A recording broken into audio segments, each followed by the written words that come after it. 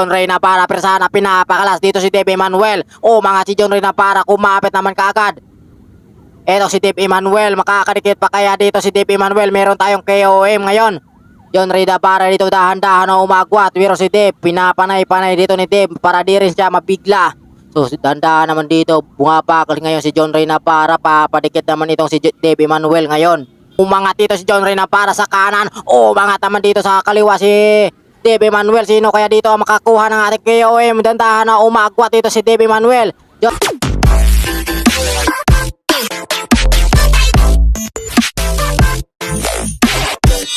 Dave Emanuel dito sa kaliwa, umangat dito si Dave Emanuel. Sumukli naman kagad dito si Azor sa likuran. Nagbabanatan sila sa harapan ngayon. Mukhang binakuran kagad dito ni Rasyo at Peloton dahil yung kanyang kakape andito sa harapan. Dahan-dahan na sila dito, pinapakalas ngayon ni Dave Emanuel. Kumapit naman kagad si Azor. Meron tayo solo breakaway na si Pacquiao na Philippine Standard. Ito si Azor dito, kapit dito kay Dave ngayon. Grabe yung angat dito ni Dave. Naabutan dito si Pacquiao. Kumapit naman kagad dito si Pacquiao. Kinakargahan dito ni Dave para di makakadikit si Pacquiao. Pero si Pacquiao pilit rin na kumakapit dito sa likuran. Tatlo yung ating sa harapan. Dalawang standard ngayon dito si Dave Emanuel. Persahan na, kinakargahan dito para umagwat sila sa ating peloton. John Reyna para, lumabas na dito si John Reyna para dahil alam niya pag lumabas si Dave Emanuel sa peloton ay talaga may pantuloy. Hinatak ngayon ni Dave Emanuel dito. Sina para naghahabol ngayon dito dahil alam niya si Dave Emanuel ay may pantuloy sa ahon. Kaya humabol naman kaagad dito si John Reyna para. Nandahan dito si John Reyna para makakadikit dito sa ating tatlo na kumakawala dito sa ating peloton. John Reyna para, napakatini yung sipa ngayon dito. Kinakargahan din dito ni Dave Emanuel sa harapan para di rin makakadikit ngayon si John Reyna para. Pero si John Reyna para pilit na kumakapit din sa likuran. Malapit na rin makakadikit ngayon si John Reyna para. So ulit na yung ating breakaway. Puro climber ito sa ating harapan ngayon. Dave Emanuel dito talagang dinadala niya rin dito ang kanilang breakaway dahil marami ang standard ngayon dito. Kaya kailangan niya rin dito persahin para di rin sila dito madidikitan natin peloton dahil marami pa ang mga standard dun sa likuran.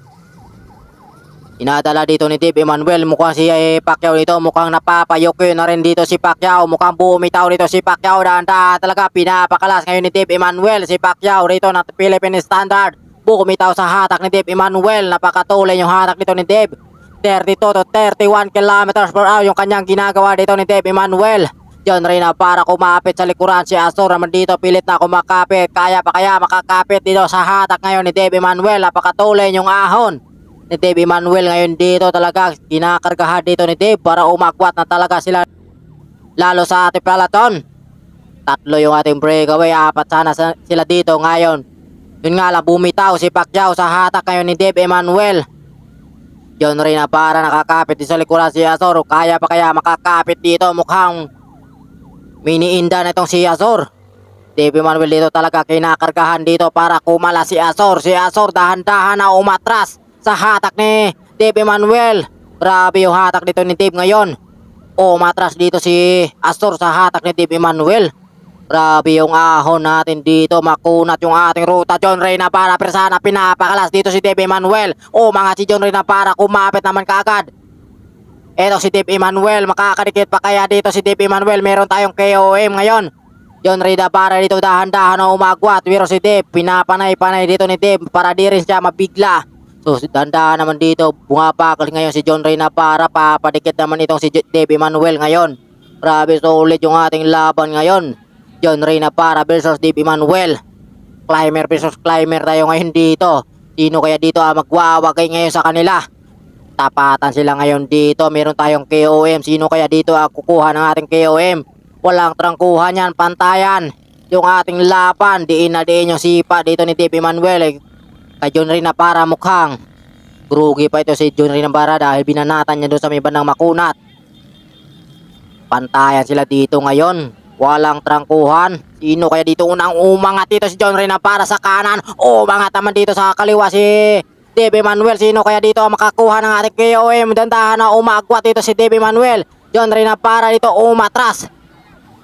Si John Reyna para dito sa kanilang panatan. Dave Emanuel umagwat. Si Dave Emanuel kumuha ng ating KOM. Pangalawa dito si John Reyna para umagwat na rito si Dave Emanuel. Pinapanay-panay rin dito ni John Reyna para. mukhang nauubusan na ito si John Ray na para sa kakabanat kanina.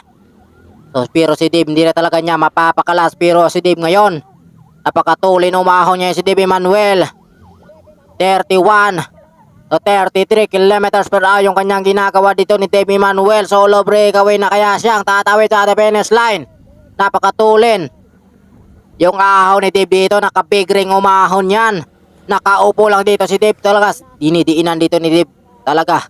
Grabe yung ating ahon, pero si Dave ngayon talagang umaahon talaga dito. Ito yung Matarik, 18 to 20 kilometers per hour yung kanyang ginagawa dito sa kanyang solo breakaway. John Ray na para habol sa likuran, malapit lang yan, siguro mga 50 meters lang dito kay Dave Emmanuel, pero di rin makakadikit ito si John Ray na para dahil si Dave Emmanuel pilit na kinakargaan John Ray na para dito, nagmamadali rin para makakadikit ito kay Dave Emmanuel, pero si Dave talagang patuloy pa rin na pumapadyak. John Ray na para dito mukhang dahan-dahan na bumapagal ito si Dave naman dito. Napakatuloy yung kanyang ahon dito, solid yung ating solo breakaway dito si Dave Emmanuel.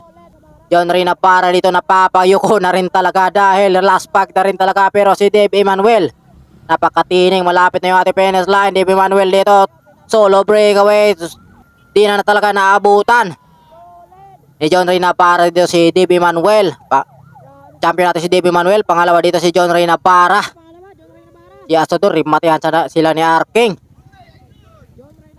So pangatlo si Ras, pangatlo pangapat si Arking. Si Yan Andreo ating pang-5 ng Team Kakabitan. Congrats all winners, grabe yung ating laban, solid.